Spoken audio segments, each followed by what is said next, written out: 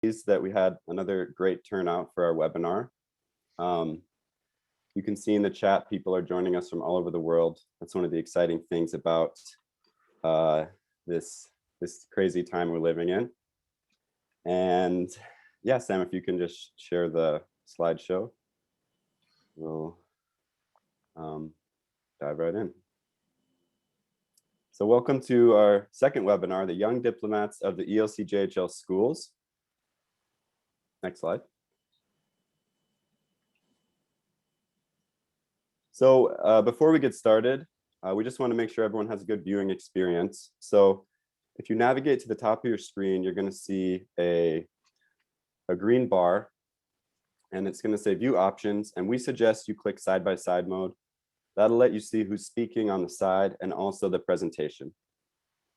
I'll give everyone a few seconds to do side-by-side mode.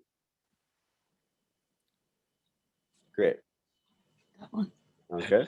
Slide, and then we go to this one up here. You know what I'm saying?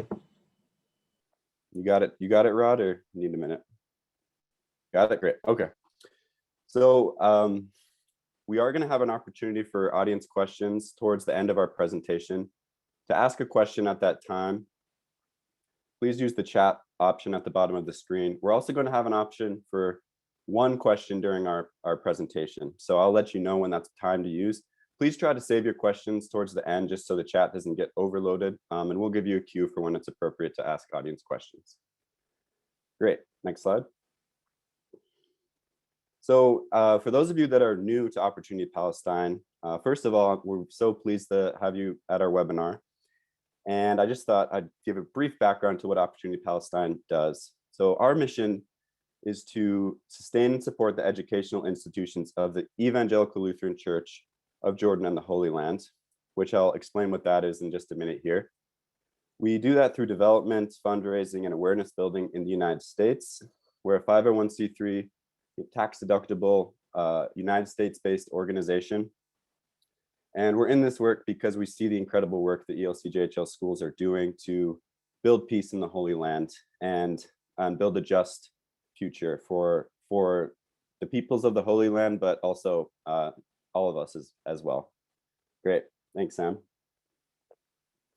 So the Evangelical Lutheran Schools in Jordan and the Holy Land is a big term that I will abbreviate as ELCJHL throughout this presentation. It is the equivalent of the Palestinian Lutheran Church. So I myself am part of the ELCA, the Evangelical Lutheran Church of America. So for just easily reference purposes, you can think of it as the Palestinian Lutheran Church. They operate 5 educational institutions, 3 K through 12 schools, 1 kindergarten, and 1 environmental education center. It's important to emphasize that the schools are housed under the ELCJHL, which is, like I said, the Palestinian Lutheran Church. However, the schools are open to students from all backgrounds without regard to gender, religion, ethnicity, color, or ability to pay. The school's education is holistic, and it's based on nurturing Christian values. And like I said, the work the schools are doing makes such a big impact. I like to say that the ELCJHL punches above its weight in Palestine. Just a little political note real quick, just the situation, as some of you may know, in Israel-Palestine can be difficult. And so part of our witness as Opportunity Palestine is to support our companions in Palestine as they deal with the challenges of the Israeli-Palestinian conflict. Thanks, Sam. So if you attended our last webinar, you might remember that we asked people to make donations for laptops. Why did people need laptops in the schools? Because of the coronavirus pandemic and the challenges it's created. There's 2 main reasons laptops are needed. One is, of course, distance learning. 2 schools recently have had to go into extended shutdowns. The school in Beit Sahor, the Evangelical Lutheran Beit Sahor, for 3 days. The school in Bethlehem, yes, the birthplace of Jesus, for 2 weeks. So excuse me, not the birthplace of Jesus. Yes, the birthplace of Jesus. Sorry, I'm just thinking really fast. The reason that these laptops are important and is because, like I said, they allow the schools to implement distance learning.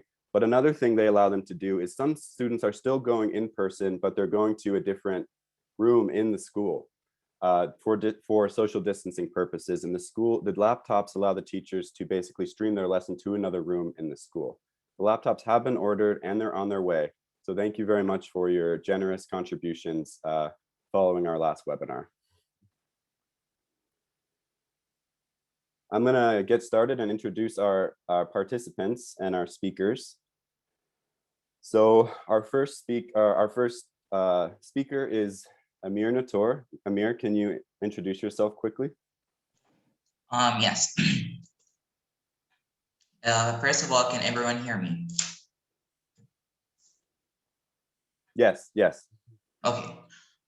Good evening, everyone. My name is Amir Natur. I'm an 11th grader at DAK Evangelical Lutheran School of Bethlehem. I participated in 5 local MUN conferences and 1 international MUN conference. Great. Renan? Yeah, good evening, everybody. My name is Renan Barham, and I'm an English and math teacher in Dar al-Kalima Evangelical Lutheran School. I'm 32 years old, and I'm the MUN advisor and director in Dar al-Kalima School. Great. Adil? I was joking about telling your age. You took it too. Yeah, I took it for serious. So Renan, I actually worked with Renan when I was a volunteer in Dar al-Kalima School as an assistant English teacher. So it's great to see Renan again. Hadil. Hello, I'm Hadir Hawash. I'm in my senior year in the ELS school, ELS Beit Sahur. And I have participated in 5 local MUN conferences and 1 international in Slovakia. Great. Welcome. Dalia? Hello, everyone. I'm Dalia Hmouz. I'm in 12th grade, and I've participated in 4 local MUNs and 2 international ones. Thank you. Thanks. Salame? Salame joined us yet? That's all right. We'll introduce Salame at the end. Okay, I'm going to introduce our last speaker, Fajr Sarhan.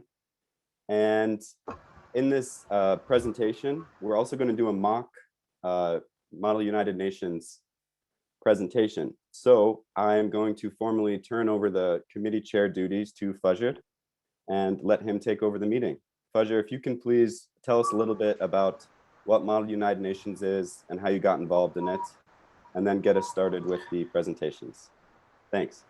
Thank you, Amin. Thank you, Amin. My name is Fajr Sarhan. I'm a proud graduate of the Lutheran School of Hope in Ramallah. And now I'm a senior medical student and a co-founder of the Lutheran School's Model United Nations Club, which started in 2014. So basically, before we start, for those who don't know what Model UN is, it's an abbreviation for Model United Nations, obviously. In a nutshell, it is a platform where students gather to discuss topics from the country's point of views. So basically, the program is designed to expose the students to a worldwide range of topics and a challenging debating atmospheres. By the way, it's worth mentioning that there's a participant I would like to say hi to. His name is Kevin Beebe. He was one of my mentors back in the school, and he helped me with the Model United Nations back in 2014 and in starting the club. Please give him a round of applause virtually. Thank you, Kevin. I appreciate your work, my friend. So basically, right now, we're gonna go over the structure of the conference, and we will have the students that they introduce themselves just to do a little bit of a mock presentation to see what we did in the Model United Nations conferences and what experience we've gained throughout the years. So the structure of the conference goes as follows. The students gather, or the delegates, with their countries, and they do an opening speech, which the students get the chance to introduce their countries and they welcome the participation of other countries in the conference. And the next point, they go for the position paper or the policy statements, where each country expresses its own opinion about the topic that they're discussing in the respective committee. And finally, they go for the resolution part, which in my opinion is the most interesting part, as each student represents their own country's policy toward solving an X issue in the committee they're discussing the topic in. And right now, as I said earlier on, we will have a quick demonstration, and we will start with, can you skip on the slide, please, Sam? We will start with the ECOSOC committee with the delegate of Turkey. She will discuss the topic of improving employment opportunities for refugees and displaced persons. Hadir Hawash, you have the floor. Hello, I'm Hadir Hawash, the delegate of Turkey in the ECOSOC committee discussing the topic of employment opportunities for refugees. Honorable Chair, respectful Vice Chair, and fellow delegates, the delegate of Turkey feels privileged to be here and is looking forward to get feasible solutions for the concerning absence of employment opportunities for refugees, who are unfortunately considered one of the most underprivileged social groups. A large part of this is due to the mishandling of refugees by many countries, as these countries are unprepared to face such a large influx of people. The delegate thinks that Turkey can set a great example to help change that, because needless to say, Turkey is the most supporting country for refugees worldwide, with more than 3.6 million refugees living in Turkey, 90% of whom are employed. That's more than what a lot of countries can provide for their own people, making Turkey the country with the highest percentage of employed refugees internationally. The delegate is looking forward for the support of UN countries beyond the borders for solutions and is asking them to take wise decisions to help solve this exacerbating issue and find a better living for these refugees worldwide. Thank you. The delegate is open for one question.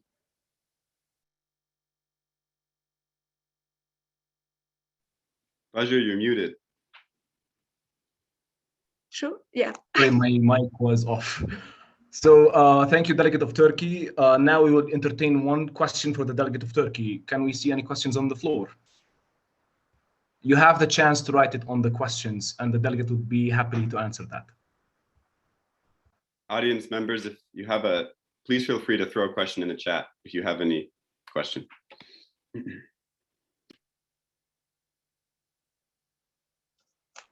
Or you can just type your name and I will call you to say it on the microphone.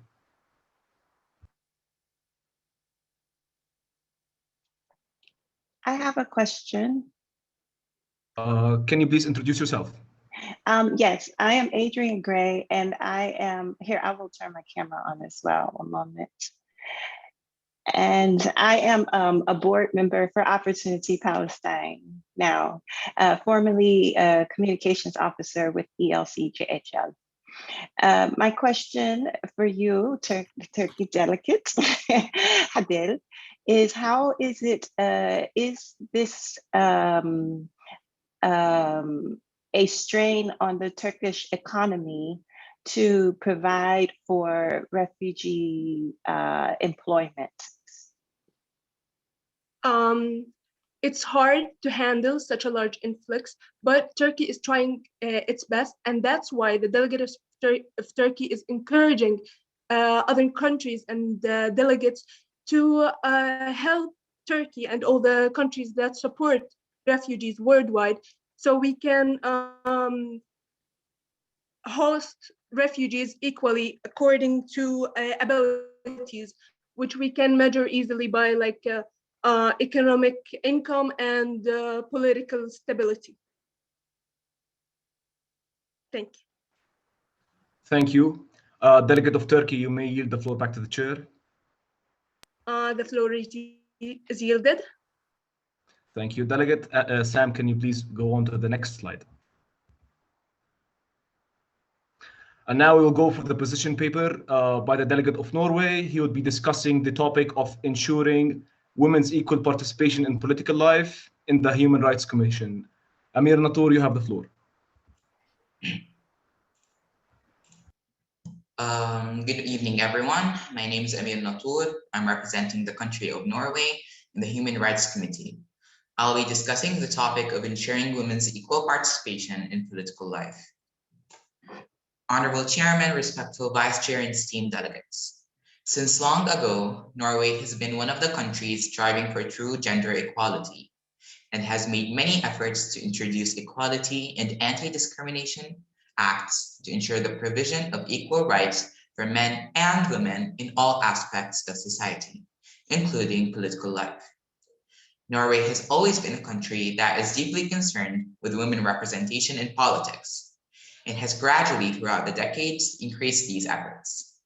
For example, at the general election in 1983, Norway broke a world record of women representatives in the national parliament, with 37% of the representatives elected being women. This gradual increase of women representation is depicted through the apparent rise of shares of women representatives from the year of 2013 up until the year 2017.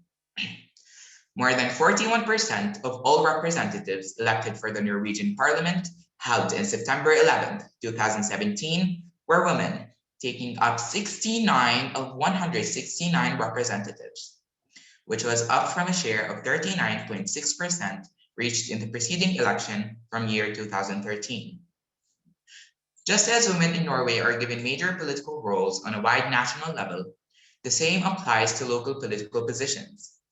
As of 2019, more than a third of the mayors in Norway were female, and the share of women in chairmanship positions in the Norwegian municipalities was 44%. The world should be open to having more women representation in politics, and it is of utmost importance that gender equality be regarded with more attention in this aspect. Norway sees that what is really needed to increase women representation in politics is a nuanced approach that tackles the underlying interconnected barriers that women face in getting nominated for elected office. Such obstacles include the election system itself, its lack of access to financing, weaker professional networks, and outside responsibilities that make it harder to take on punishing and unpredictable working conditions. Norway encourages other countries to put forth extra efforts to look into ways to expand women representation in the political field. The delegate has opened himself to one question. Thank you. Thank you, Delegate of Norway, for your speech. And now we'll be entertaining one question for the Delegate of Norway. Are there any such on the floor? Please write your name in the comment section and we will pick you. Thank you.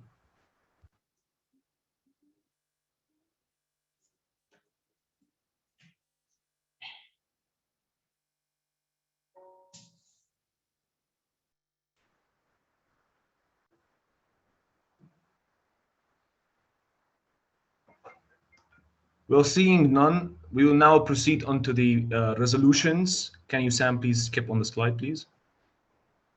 And now we'll be entertaining the resolution written by Dalia Hmouz, which will represent the country of Algeria and the UN Women about the female genital mutilation. Delegate of Algeria, you have the floor. Thank you, Chair. The UN Committee.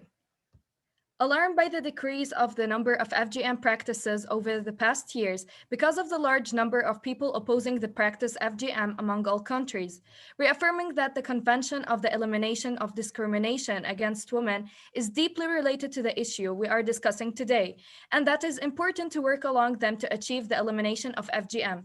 Being aware that the FGM can cause physical, reproductive, sexual health, and psychological harm to female, it may also cause many negative consequences that can affect the woman's mental health and physical health.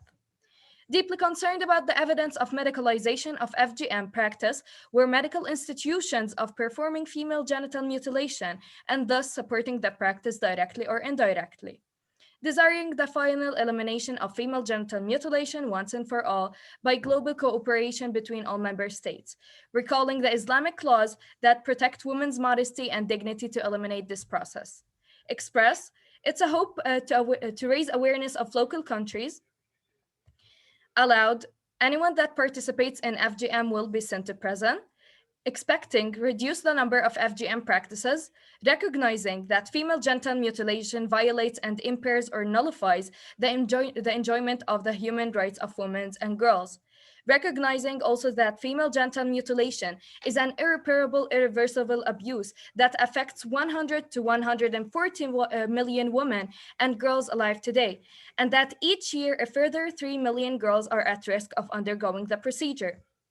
Reaffirming that the harmful tradition or customary practices, including female genital mutilation, constitute a serious threat to the health of women and girls, including their psychological, sexual, and reproductive health, which can increase their vulnerability to HIV and may have crucial and parental outcomes as well as fatal consequences. And that the abandonment of this harmful practice can be achieved only as a result of a comprehensive movement that involves all public and private stakeholders in society. Clause number 1, emphasize that awareness raising to work to eliminate FGM and harmful practices that negatively affect girls and women. Subclause I, trainings are needed to ensure that all key actors, government officials, including law enforcement and medical personnel, healthcare providers, religious and community leaders, teachers, employers, media professionals, and those directly working with girls, as well as parents, families, and communities, are provided with training and professional education. Subclause II, building institutional centers to educate the citizens on the psychological, mental, and physical harm that the FGM causes women and girls to suffer. Subclause III, creating sustainable community-led awareness programs to decrease the number of FGM practices. Clause number 2, requesting the building of schools to educate children and especially females in countries that suffer from viral FGM. Subclause I, strengthen the level of education for women and girls. Subclause II, students should be taught the crucial effects of FGM that causes women and girls to suffer. Clause number 3, calls upon states and local governments to develop policies, protocols, and rules to ensure the effective implementation of national legislative framework on eliminating discrimination and violence against girls, in particular female genital mutilation, and to put in place adequate accountability mechanisms at national and local levels to monitor the number of practices and implementation of these legislative frameworks.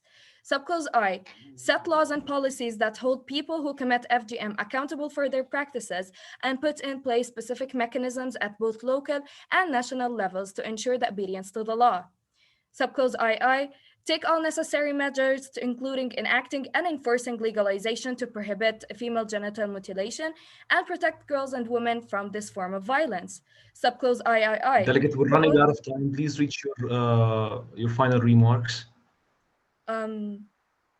There are 2 clauses left. Okay. Right. Okay. Yeah, go ahead. Okay.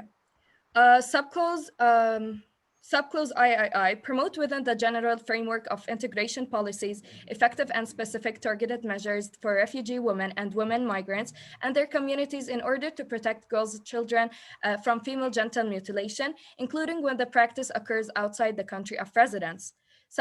Clause number 4, strongly affirms on all states to strengthen the capacity of healthcare systems to meet the women's needs in line with the international agreed development goals, as this is critical to empower them and their communities to end FGM, and assemble a recovery program from female genital mutilation.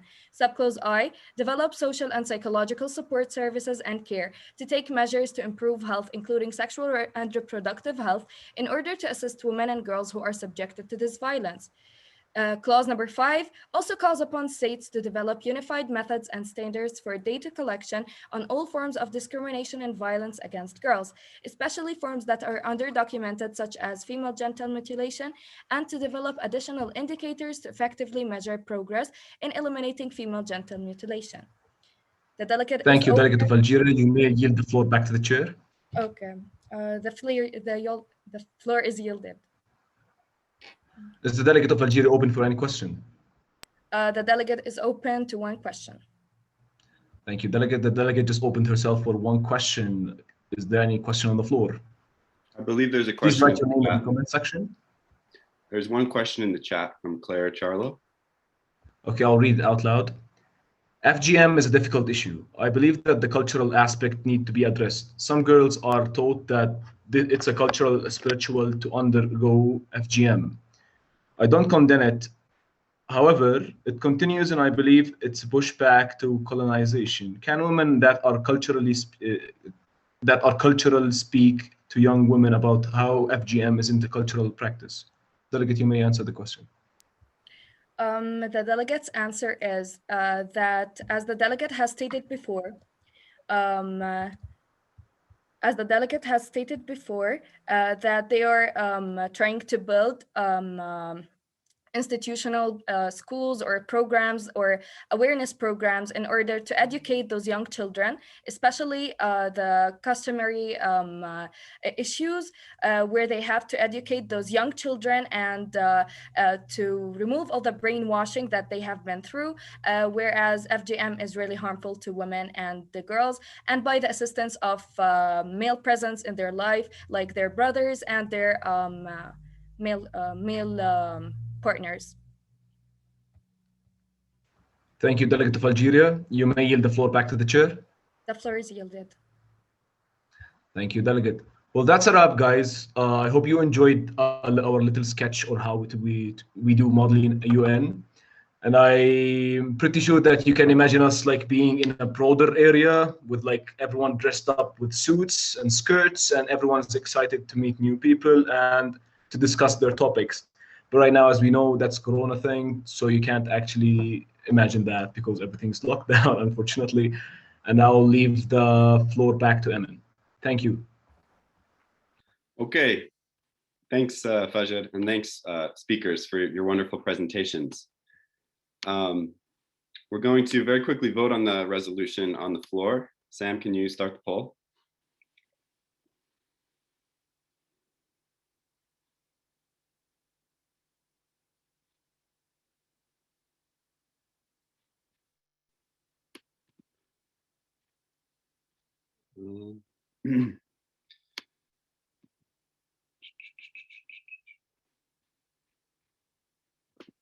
I think, sorry, we're having a technical difficulty with the poll. We'll just move on to the next part of our presentation. So feel free to put up the slides when you can, Sam, but I have the question ready to go. So, okay, our first question is for Rinan Barham. Rinan, can you tell us what the duties are of the MUN coordinator at the schools, and how did you go about recruiting the students? Well, good evening. As I said, my name is Rinan, and I'm the MUN Advisor Director in the AAK School. One of the complementary programs that is offered by the ELCJHL schools is Model United Nations. MUN is an educational activity in which students can learn more about diplomacy, debating, and writing skills, in addition to critical thinking, teamwork, and leadership abilities. We start giving the 7th and 8th graders one lesson per week within their schedule. And these lessons covers the basics of the UN and the MUN. After that, we led the experienced MUN students to hold meetings with the 9th and 10th graders once a week after school in order to train them for the national and international conferences. We make sure they know the concepts, terms, procedures, protocols, and rules about the MUN. After that, we start helping them to write opening speeches, position papers, and resolutions. We make sure that the students are well prepared and aware of what to do in any conference. When participating in any conference, we do training sessions before, and we guide them throughout the conference. We also provide sources for their research process, in addition to help collecting facts about the topics they are given, in order to ensure that they give an accurate facts in their speeches. After writing their speeches, we double check them in case of any potential mistakes. We also led the 7th and 8th graders to participate in the Luthman as admin staff to attract them to the MUN program so that they would gain good knowledge related to the structures of the MUN. As advisors, we will continue to guide the students throughout their MUN journey to make sure their MUN experience is the best it could be and that the skills provided by the MUN is enhanced to the max. Thank you. Thank you, Rinan. And like I said before, Rinan was the English teacher I worked with as a young adult in Global Mission, so it's great to see her again. Somehow her students managed to learn English despite my inability to teach very well. Great, our next question is for Dalia. Dalia, What skills has MUN helped you improve? The skills that MUN had helped me improve are, in my experience as the participation and preparing for MUN conferences, taught me and developed my skills in leadership, in research, writing, and public speaking, and many problem-solving skills. It made me think more vividly and made me come up with solutions that are accepted and fair to the majority of people that I negotiate with. MUN has developed my cooperating skills and teamwork as I am assigned to debate with different people with different points of views and opinions. In the same time, they fill a different role. As I am presented of a country, as a representative of a country, I can make decisions as a leader and choose what's best to protect my people and assert their rights. MUN has also helped me to expand my knowledge. By reading articles or watching programs. It also had helped me with analyzing and understanding different policies and laws that expanded my political knowledge in general. As it helped me with learning about the country's history and their political situation, their strongest and weakest points. Throughout those 2 years, my confidence has evolved vividly because MUN involves meeting new people and new faces, which made me more comfortable with public speaking and self-expression, especially in situations where I have high pressure on me. Thank you. Thanks, Dalia. Thanks very much. Great. Our next question is for Amir. Amir, can you describe a typical Mal United Nations conference? Yes, gladly. A typical MUN conference is made up of 3 days.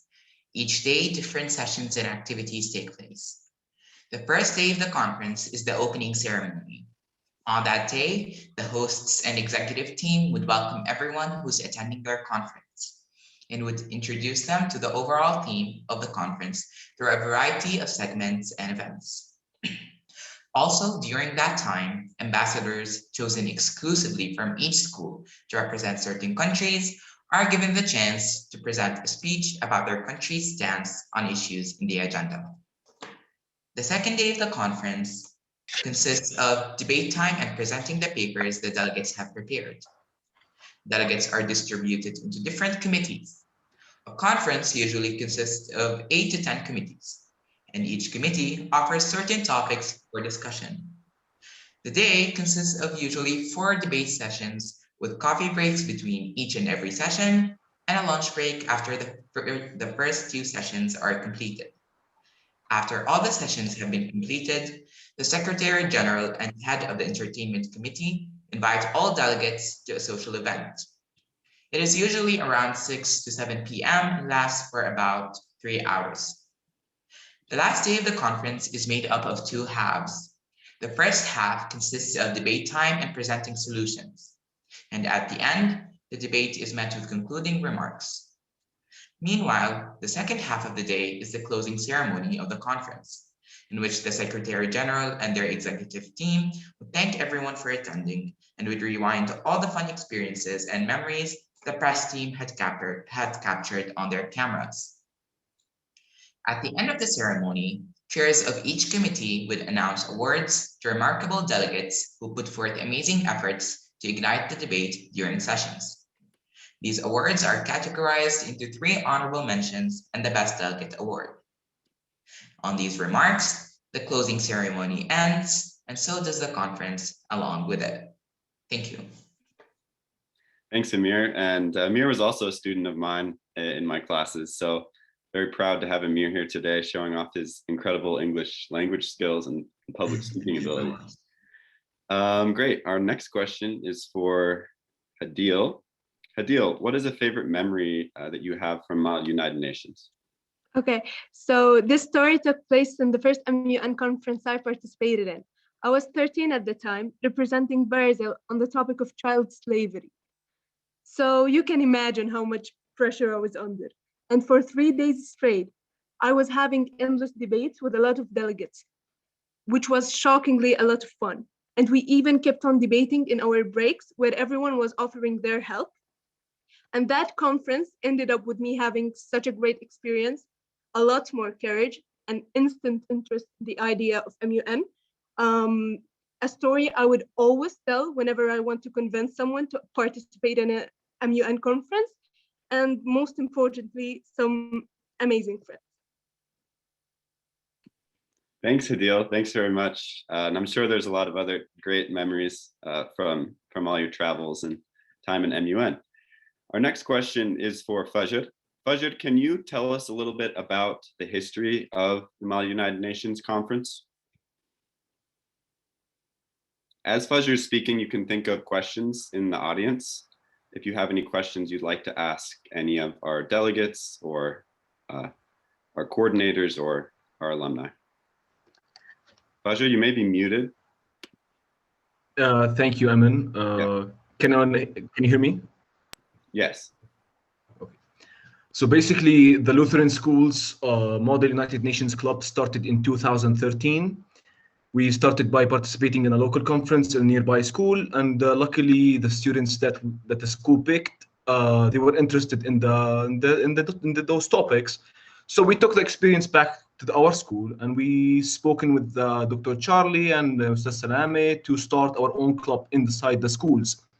And luckily we did. And the next year we started by creating a local conference for the 4 Lutheran schools that they were mentioned in the beginning of the slides. And we had 60 delegates from the 4 Lutheran schools to come and join us in the debates of the Model UN, which was a mock conference. The next year, we witnessed that the students actually liked what we did, and they started to be curious and to ask us more about what happened. You know, we need to come in and join. So the next year, we had 90 students instead of the 60. So like basically, that's 1.5 double the capacity of the conference, which was a big thing back in the days. As you can see, pictures are actually right now going through the pictures, and actually those are like from the first conference that we held. Thank you for those nice pictures. I can remember those students. They were good. And the next year after that, which was my final year as a student supervisor for the club, it was in 2016, we decided to take the conference into a higher level. And we actually ended up having 300 delegates at that point, which actually happened because one thing, because the 90 students that came to the conference, they actually started to spread the rumors about how fun was it, and they actually signed up for the next year. And at that point, we felt so privileged that the Lutheran schools actually can provide an impact to the society. As students that they left the conference, they expressed their interest in debating and to learn English more. So next time, whenever they come to the conference, they would feel encouraged to talk more and to discuss more, as every session in the conference is held in English. So they used it as a vital step to improve their language and their debating skills, which the Lutheran schools provided cheaply to the participants to come and join and improve themselves, and most importantly, create friendships from all over the country. Thank you, Amin. Thanks, Fajr. Thank you. As you can see, Fajr is a very great example of a successful alumni of our Mali United Nations program. You're currently a medical student, correct, Fajr? Yes, a senior medical student. Great. Okay, great. We have a question from Dave Upmeyer. I'll just go ahead and read the question, and any of you can answer this. How many countries are represented in a typical international conference? What are some examples of the countries that are the most active? Fajr, do you want to take this one to start? Yeah. So basically, let's split it into 2 parts. How many countries are represented in a typical conference? So basically, you can go online and you can type in the unitednations.org/countries, and each committee has their own set of countries. So basically, if you want to talk about human rights, not of the entire General Assembly countries, which are like the all countries of the world, do not represent themselves inside the Human Rights Commission, as their turn in this committee for those certain years has expired. So like new countries will come and take place inside those committees. And examples of countries who may be most active. So basically, that goes back to the delegates themselves. The countries are actually allocated to the delegates with more experience, the countries with the major idea inside the topic. They are allocated to the most experienced students, as we want to make sure that they are represented in a in a proper way. And in the next years, the delegates, whenever they get experience by representing smaller countries, they will get the chance to go on to the bigger countries. So that's how it rolls. Like, it depends on how much you can actually express yourself and how much experience that you had in the previous countries and the previous conferences. And it does not depend on the country itself at the first place. Thanks, Fajr. Thank Thanks. you. Great. Great. We have two questions. Sorry, one new question coming in. Katie Evans. Katie, do you want to pop on and ask your question? I don't know if you might know some of our delegates. Yeah, hi, good morning, everyone. It's good to see you. You can introduce yourself as, real quickly if you'd like. Yeah, sure. My name is Katie. I did the same program as Eamon in the same school as well. So I know Amir and Miss Renan. My question, and it can go to anybody, I guess, but what does MUN look like during COVID? Are there virtual opportunities? Are there ways still that you can still be engaged?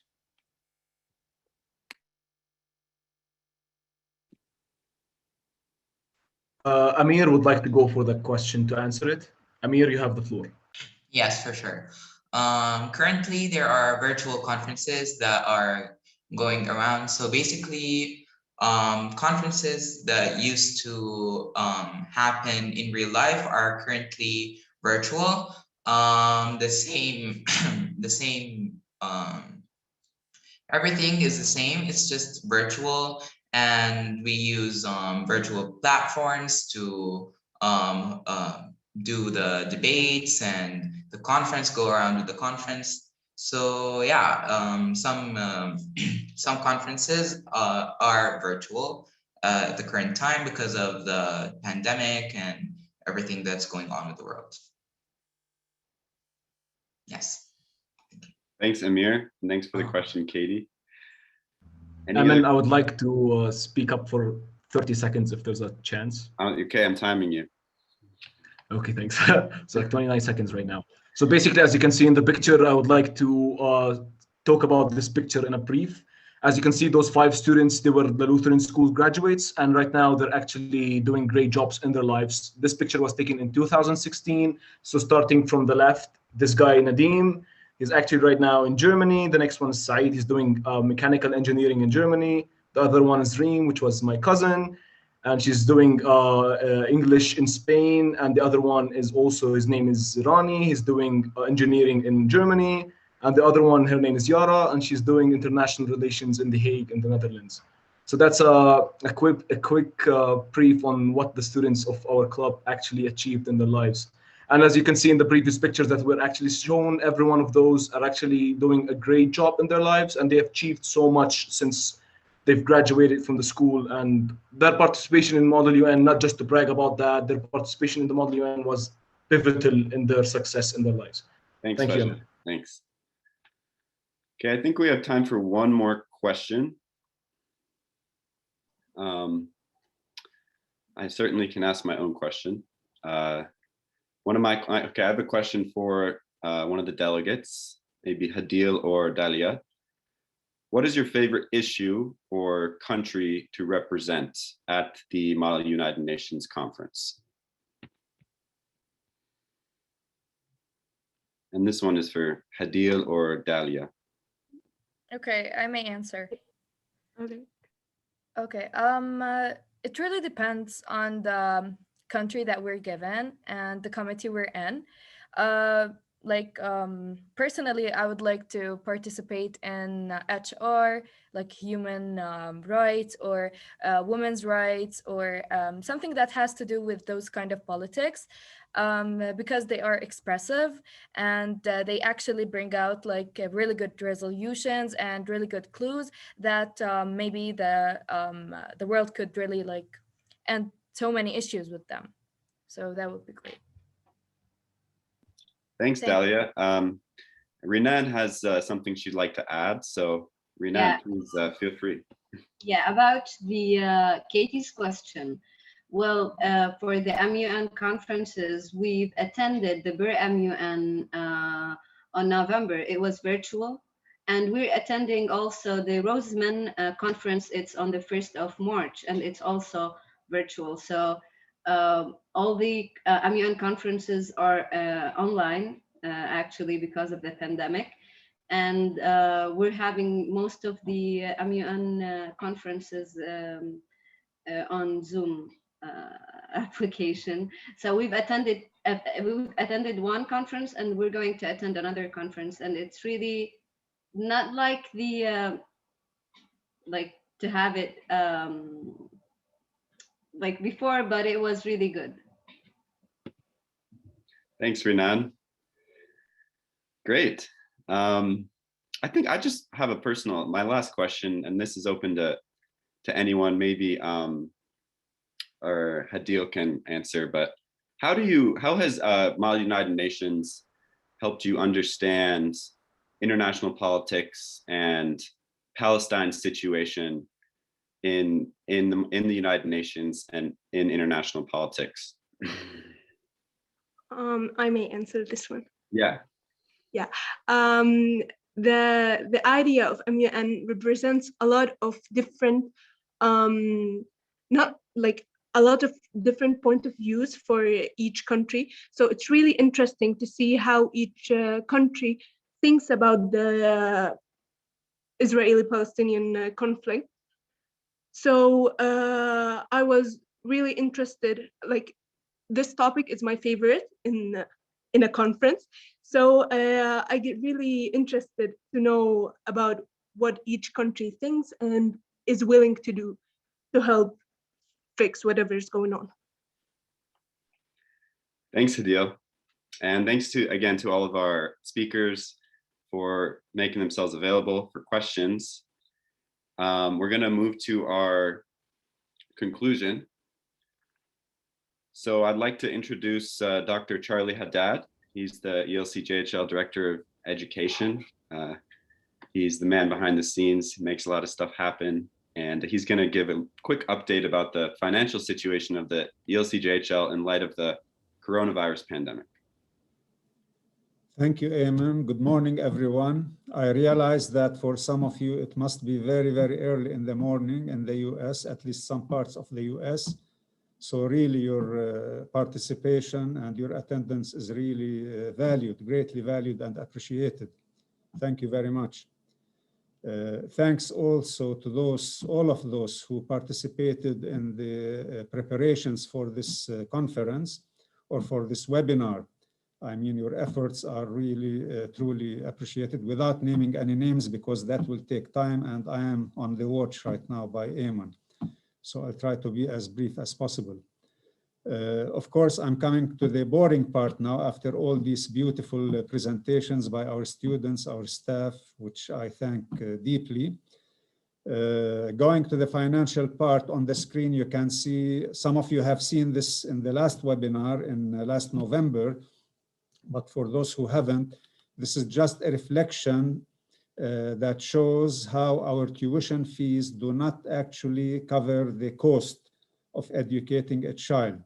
The cost is significantly higher than the actual tuition fee that we charge, and it varies from one school to the other, as you can see. This means that all our students, 100% of our students, are actually subsidized regardless. Now, on top of the subsidy, we raise funds, just like Opportunity Palestine is helping us raise funds for scholarships for the neediest students. So on top of the subsidy, which everyone gets, more than 50% of the students of the Lutheran schools in Palestine are getting scholarship funds in order to help their families cover the tuition fee, thus giving an equal opportunity for all the students. And anyone can apply to our schools, whether they are financially or their families can financially support it or not. And this is an important part of the mission of the ELCJHL. Now, in the next table, which can you show the next table, please? Yeah.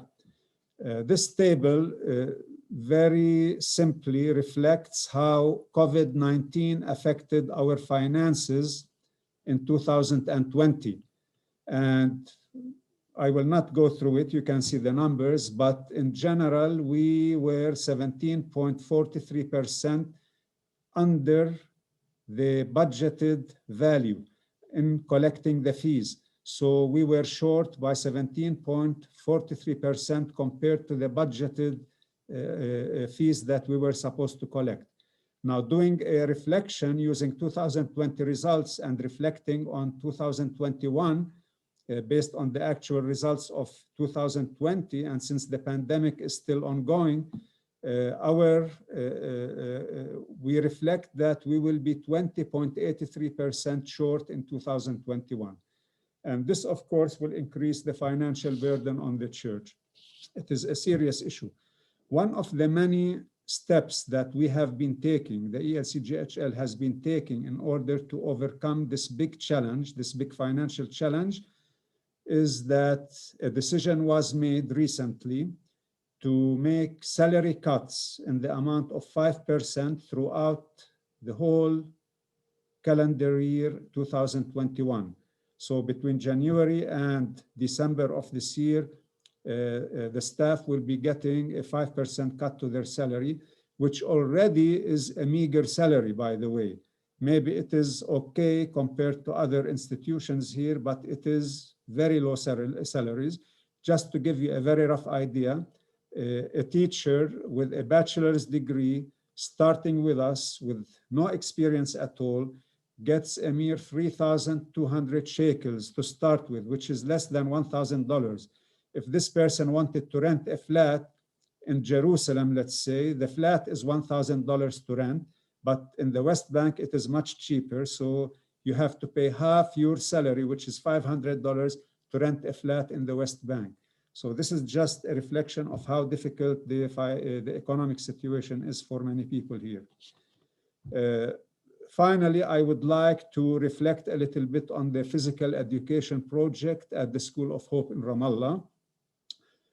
Our educational philosophy, as Ayman mentioned at the start of this webinar, concentrates on a holistic approach so that we don't only concentrate on the academics, but we go beyond that in developing the child skills in many, many different ways.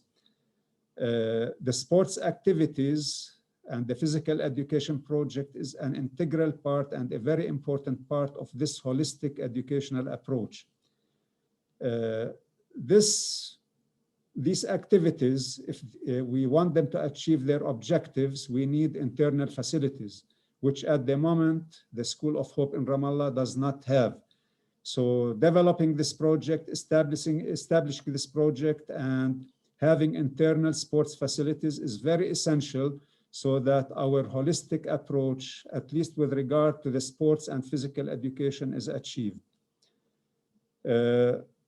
So I don't want to go into much detail. We have started this physical education project with some funding from the Kuwaiti Development Fund. It is still progressing in small phases because we cannot get large amounts from the Kuwaiti Development Fund, but at the moment we're a little bit short. So helping us in continuing with this very important physical education project and sports project will be greatly appreciated and valued. So thank you very much for listening. I hope I did not pass the 5-minute limit, Ayman.